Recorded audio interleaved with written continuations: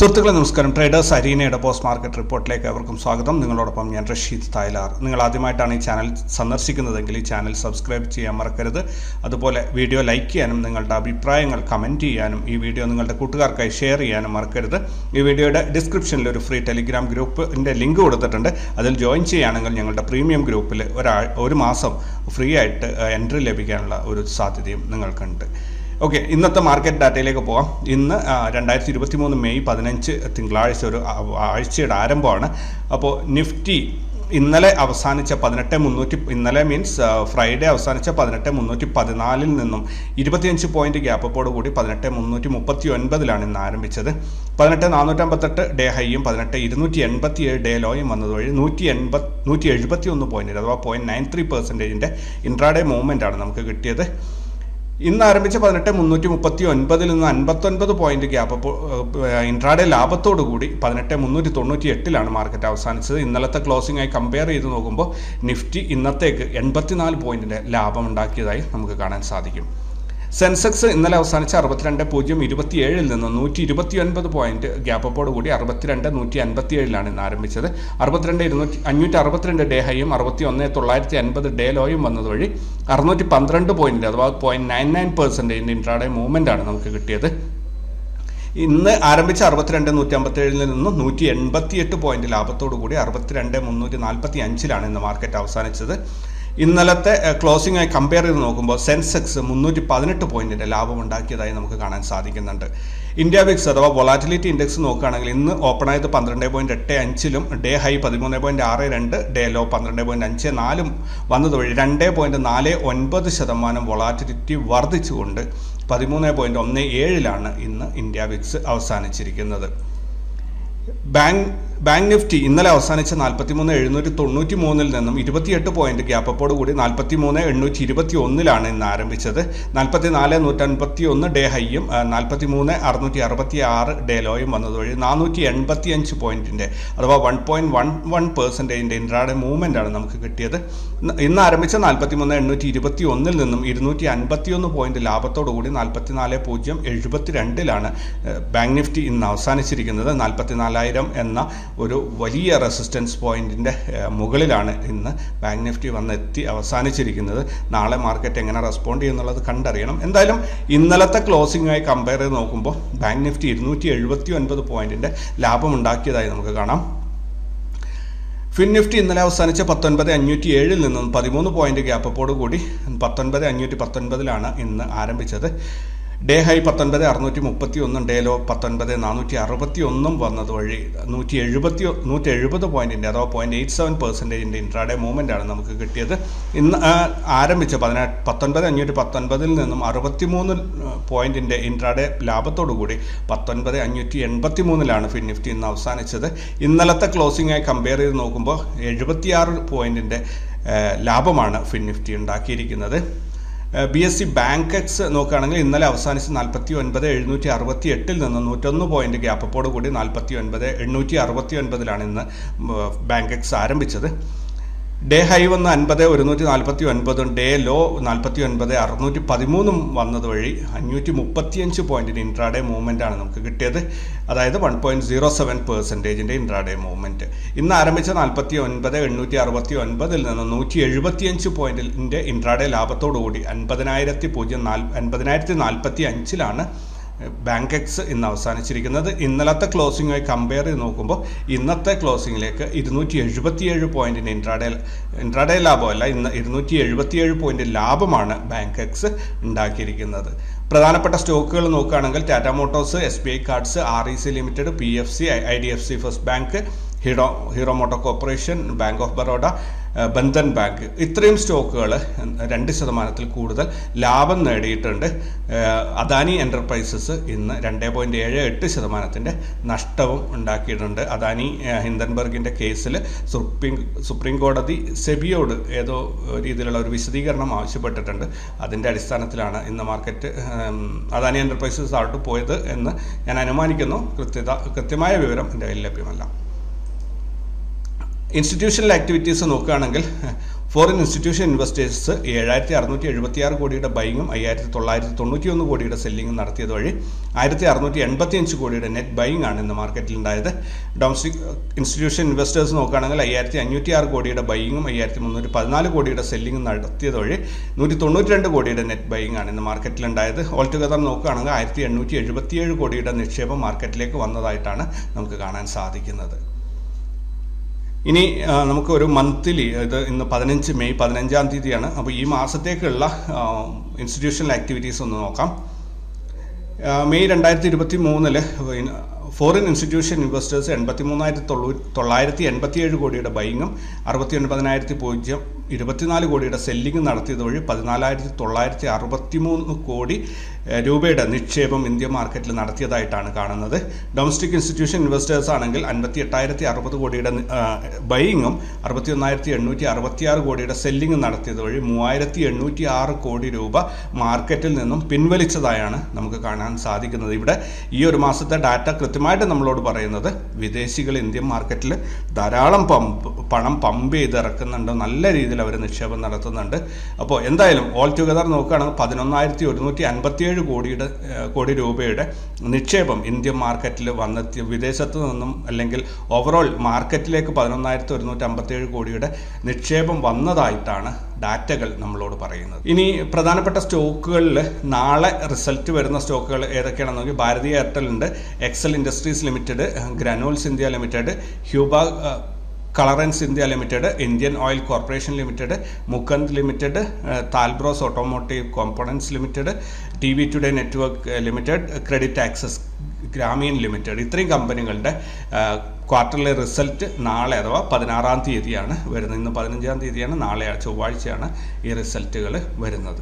ഇനി അടുത്ത വെള്ളിയാഴ്ചയും തിങ്കളാഴ്ചയുമായിട്ട് മാർക്കറ്റിൽ ഡിവിഡൻഡ്, അതുപോലെ കോർപ്പറേറ്റ് ആക്ഷൻസ് എന്ന പേരിൽ അറിയപ്പെടുന്ന ഡിവിഡൻഡ്, ബോണസ്, അതേപോലെ റൈറ്റ്സ് ഇഷ്യൂ, പിന്നെ വരുന്നത് സ്റ്റോക്ക് സ്പ്ലിറ്റ്, ഇത്രയും കാര്യങ്ങൾ വരുന്ന കമ്പനികൾ ഏതൊക്കെയാണെന്ന് നോക്കാം. അഡ്വാൻസ് എൻസൈം ടെക്നോളജീസ് എന്ന് പറയുന്ന കമ്പനി ഡിവിഡൻഡ് അത് എത്രയാണ് എമൗണ്ട് എന്ന് പറഞ്ഞിട്ടില്ല. അതുപോലെ അലിക്കോൺ കാസ്റ്റലോയ് ലിമിറ്റഡും ഡിവിഡൻഡ് മാത്രം പ്രഖ്യാപിച്ചിട്ടുണ്ട്, എത്ര എമൗണ്ട് പറഞ്ഞിട്ടില്ല. കോൾഗേറ്റ് പാമോലീവ് ലിമിറ്റഡ് 21 രൂപ പെർ ഷെയർ ഡിവിഡൻഡ് കൊടുക്കുന്നുണ്ട്. അത് ഡേറ്റ് വരുന്നത് 19 തീയതി വെള്ളിയാഴ്ച, അതിൻ്റെ റെക്കോർഡ് ഡേറ്റ് ആണ്. സോ ആരെങ്കിലും അതിൽ ഇൻവെസ്റ്റ് ചെയ്യുന്നുണ്ടെങ്കിൽ അതിൻ്റെ എക്സ് ഡേറ്റ് അതിൻ്റെ തലേ ദിവസമായിരിക്കും, വ്യാഴാഴ്ച ആയിരിക്കും മിക്കവാറും. അപ്പോൾ അന്നേ ദിവസത്തേക്ക് നിങ്ങളുടെ ഡിമാറ്റ് അക്കൗണ്ടിലേക്ക് സ്റ്റോക്കുകൾ സെറ്റിൽ ആവണം. T+2 വരുന്നുണ്ടെങ്കിൽ പോലും നാളെ ഇൻവെസ്റ്റ് ചെയ്താൽ ബുധൻ വ്യാഴത്തേക്ക് നിങ്ങൾക്കത് കൃത്യമായിട്ട് വരും. ഇനി ഹോം ഫസ്റ്റ് ഫിനാൻസ് കമ്പനി 2.6 രൂപ 60 പൈസയുടെ ഡിവിഡൻഡ് കൊടുക്കുന്നുണ്ട് വെള്ളിയാഴ്ച അതിൻ്റെ റെക്കോർഡ് ഡേറ്റ് ആണ്. JM ഫിനാൻഷ്യൽസ് 90 പൈസ പെർ സ്റ്റോക്ക് ഡിവിഡൻഡ് കൊടുക്കുന്നുണ്ട്, ഫൈനൽ ഡിവിഡൻഡാണ്. മാൻ ഇൻഫ്ര കൺസ്ട്രക്ഷൻസ് ലിമിറ്റഡ് 36 പൈസ പെർ ഷെയർ ഡിവിഡൻഡ് കൊടുക്കുന്നുണ്ട് വെള്ളിയാഴ്ച. റെയിൻ ഇൻഡസ്ട്രീസ് ലിമിറ്റഡ് 1 രൂപ ഡിവിഡൻഡ് കൊടുക്കുന്നുണ്ട്. ശ്രീറാം പ്രോട്ടീൻസ് ലിമിറ്റഡ് അതിൻ്റെ സ്റ്റോക്ക് സ്പ്ലിറ്റ് ആവുകയാണ് ചെയ്യുന്നത്. ഇപ്പോൾ നിങ്ങളുടെ കയ്യിൽ ഒരു സ്റ്റോക്ക് ഉണ്ടെങ്കിൽ അത് 10 മാറുന്ന ഒരു പരിപാടിയാണ്. 1:10 ആയിട്ടാണ് അത് സ്പ്ലിറ്റ് ആവുന്നത്. അതായത് 10 രൂപ ഫേസ് വാല്യൂ ഉള്ള സ്റ്റോക്കിനെ 1 രൂപയാക്കി മാറ്റുകയാണ്. അപ്പം അതിനെ 10 ഡിവൈഡ് ചെയ്യുകയാണ്. സ്വരാജ് സ്യൂട്ടിംഗ് ലിമിറ്റഡ് ബോണസ് കൊടുക്കുന്നുണ്ട്. ഒരു സ്റ്റോക്ക് കയ്യിലുണ്ടെങ്കിൽ മറ്റൊരു സ്റ്റോക്ക് ഫ്രീ ആയിട്ട് നിങ്ങൾക്ക് കിട്ടും. ബോണസും സ്പ്ലിറ്റൊക്കെ വരുമ്പോൾ നമുക്കതിനകത്ത് ലാഭമൊന്നും ഉണ്ടാവില്ല. ആരെങ്കിലും ബോണസ് ഉണ്ടെന്ന് കരുതി ബോണസിൽ ലാഭം ഉണ്ടെന്ന് കരുതി പോയി നിക്ഷേപിക്കരുത്. സ്റ്റോക്കിൻ്റെ വില ആനുപാതികമായിട്ട് 1:1 വരുമ്പോൾ 100 രൂപ ഉണ്ടായ സ്റ്റോക്ക് സ്വാഭാവികമായിട്ടും 50 രൂപയിലേക്ക് താഴെ എത്തും അതിൻ്റെ പ്രൈസ്. സോ അവിടെ ലാഭമൊന്നും ഉണ്ടാവില്ല. ദെൻ ടാറ്റ കൺസ്യൂമർ പ്രൊഡക്ട്സ് 8 രൂപ 45 പൈസ അതിൻ്റെ ഡിവിഡൻഡ് കൊടുക്കുന്നുണ്ട്. വീർ കൃപ ജ്വല്ലേഴ്സ് 2:3 എന്ന രീതിയിൽ അവർ ബോണസ് കൊടുക്കുന്നുണ്ട്. 2 സ്റ്റോക്ക് കയ്യിലുണ്ടെങ്കിൽ 3 നിങ്ങൾക്ക് നേടിയെടുക്കാൻ പറ്റും. അതേപോലെ വീർ കൃപയുടെ ജ്വല്ലേഴ്സിൻ്റെ സ്റ്റോക്ക് സ്പ്ലിറ്റ് നടക്കുന്നുണ്ട്. 1:10 to 1 rupees-ആണ്. അത് 1:10 ആയിട്ടാണ് സ്പ്ലിറ്റ് ആവുന്നത്.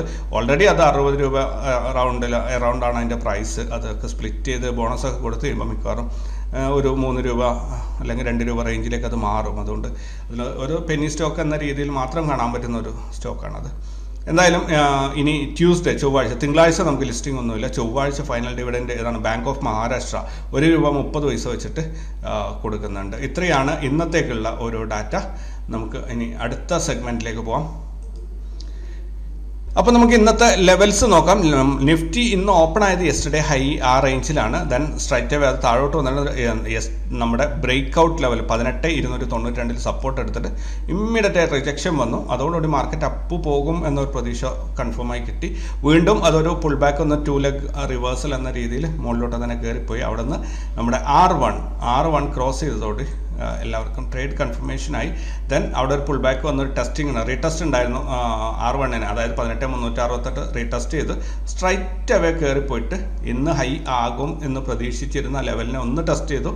ദെൻ നമ്മൾ R2-ൽ പോയി കൃത്യമായിട്ട് എക്സിറ്റ് ചെയ്യാനുള്ള സമയം കൊടുത്ത് അവിടെ നിന്ന് മാർക്കറ്റ് പതുക്കെ താഴോട്ട് ഇറങ്ങി വന്നു. R1-ൽ എത്തിയില്ല. അതിനു മുമ്പേ തന്നെ ടൈം അവസാനിച്ചു, മാർക്കറ്റ് അവിടെ ക്ലോസ് ആയി. ഇതാണ് ഇന്ന് സംഭവിച്ചത്.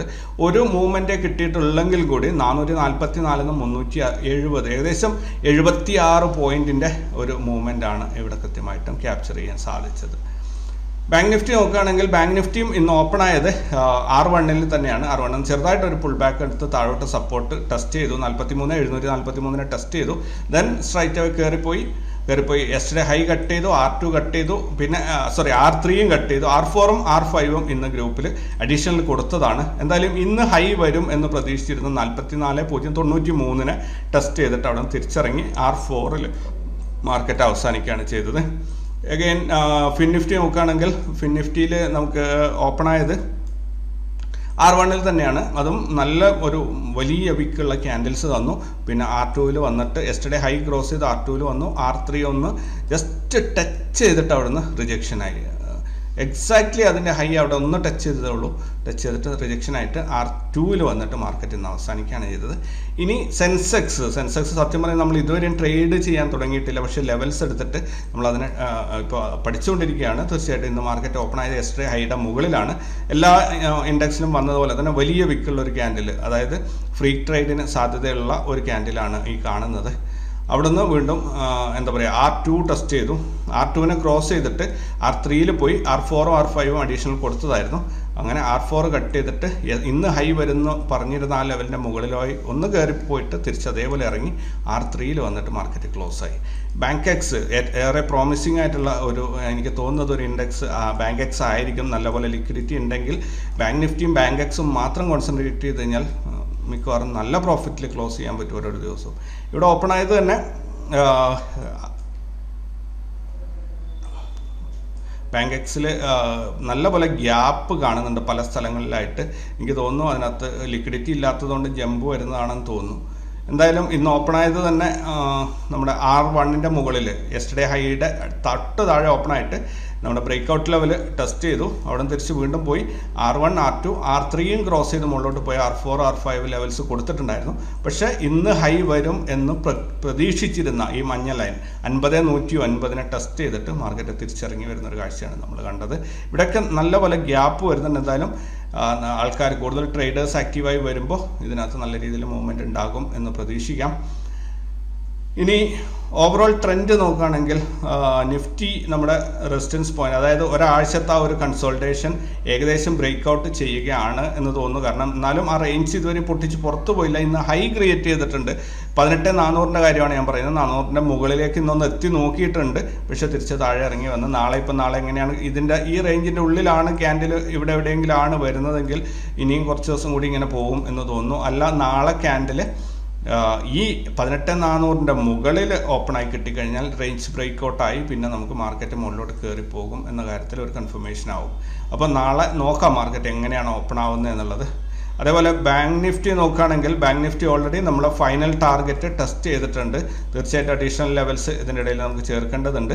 44,045 എന്ന ലെവൽ ഇന്ന് 70-ലാണ് ഇന്ന് ക്രോസ് ചെയ്തത് അവസാനിച്ചിരിക്കുന്നത്. സോ 44,044 എന്ന ലെവലിൻ്റെ മുകളിൽ അവസാനിച്ചതുകൊണ്ട് തന്നെ നാളെ ഗ്യാപ്പ് ഡൗണിൽ ഈ റേഞ്ചിൻ്റെ ഉള്ളിൽ ഓപ്പൺ ആയി കഴിഞ്ഞാൽ കാര്യങ്ങൾ വഷളാവും. പക്ഷേ ഒരു ഗ്യാപ്പ് അപ്പിൽ ഇതിൻ്റെ മുകളിലാണ് ഓപ്പൺ ആവുന്നതെങ്കിൽ നമുക്ക് പുതിയൊരു ഓൾ ടൈം ഹൈ വളരെ പെട്ടെന്ന് തന്നെ കാണാൻ സാധിക്കും. അതിനായിട്ട് നമുക്ക് കാത്തിരിക്കാം. ഫിൻ നിഫ്റ്റി നോക്കുകയാണെങ്കിൽ നിഫ്റ്റി ബാങ്ക് നിഫ്റ്റിയുടെ ഒരു ഡിറ്റോ മാത്രമാണ്. നിഫ്റ്റിയുടെ മുന്നിൽ ഇനിയുള്ളത് ഒരു ചെറിയൊരു ടാർഗറ്റ് മാത്രമാണ്. അതായത് ഏതാണ് ഇത് വാല്യൂ 19,684 ടച്ച് ചെയ്യണം. അത് മിക്കവാറും നാളെ കംപ്ലീറ്റ് ചെയ്യും. അതോടുകൂടി ഇതിന് ഇവിടെയുള്ള ടാർഗറ്റ് അച്ചീവായി. ഇനി ഈ ബാങ്ക് നിഫ്റ്റിയുടെ എല്ലാ ടാർഗറ്റും അച്ചീവ് ചെയ്ത സ്ഥിതിക്ക് പുതിയ ലെവൽസ് കാൽക്കുലേറ്റ് ചെയ്തെടുക്കുന്നതായിരിക്കും നല്ലതെന്ന് തോന്നുന്നു. എന്തായാലും നാളത്തോടു കൂടി നമുക്കത് ഫൈനൽ അറിയാൻ പറ്റും. അപ്പോൾ ഇമ്മീഡിയറ്റ് ആയിട്ട് തന്നെ അതിന് കൂടുതൽ ലെവൽസ് നൽകുന്നതായിരിക്കും. അതുപോലെ ഈ വീഡിയോയിൽ എന്തൊക്കെയാണ് കണ്ടന്റ് ഉൾപ്പെടുത്തേണ്ടത് എന്നുള്ളത് നിങ്ങളൊന്ന് കമൻറ്റ് ചെയ്യുകയാണെങ്കിൽ വളരെ ഉപകാരമായിരുന്നു. ഓരോരുത്തർ ആവശ്യപ്പെടുന്ന കണ്ടന്റുകൾ ഇപ്പം നോക്കുകയാണെങ്കിൽ നമ്മുടെ കോർപ്പറേറ്റ് ആക്ഷൻസ്, ഡിവിഡൻഡ്, അതേപോലെ ബോണസ്, ഇതൊക്കെ കൊടുക്കുന്നതിൻ്റെ ഡാറ്റ ഒരു സുഹൃത്ത് ആവശ്യപ്പെട്ടതാണ്. അത് ആഡ് ചെയ്യണം എന്നുള്ളത് ആഡ് ചെയ്തു. അങ്ങനെ മാക്സിമം ഇതിനകത്ത് ഫ്ലേവർ ചെയ്തിട്ട് ഒരു ട്രേഡറിന് ഏറ്റവും ഉപകാരപ്പെടുന്ന രീതിയിലേക്ക് ഈ പോസ്റ്റ് മാർക്കറ്റ് റിപ്പോർട്ടിനെ എത്തിക്കുക എന്നുള്ളതാണ് എൻ്റെ ലക്ഷ്യം. ഇതിനായിട്ട് ഡാറ്റ കളക്ഷൻ വളരെ ബുദ്ധിമുട്ടുള്ള ഒരു കാര്യമാണ്. എങ്കിൽ കൂടി പരമാവധി കളക്ട് ചെയ്തിട്ട് രാവിലെ മുതലേ ശ്രമിച്ചുകൊണ്ടിരിക്കുമ്പോൾ അത് ഓരോ ഡാറ്റയും കളക്ട് ചെയ്യാൻ സാധിക്കുന്നുണ്ട്. ആ രീതിയിൽ